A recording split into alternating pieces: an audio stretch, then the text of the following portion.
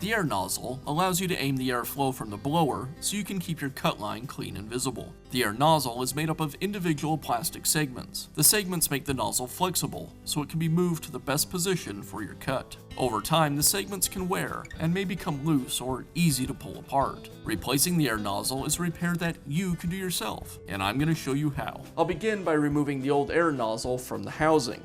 I'll use a screwdriver to gently pry it away.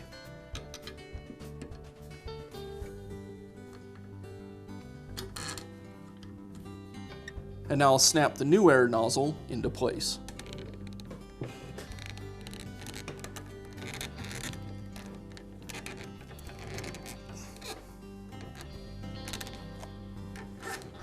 And that's how easy it is to install a new air nozzle on your scroll saw.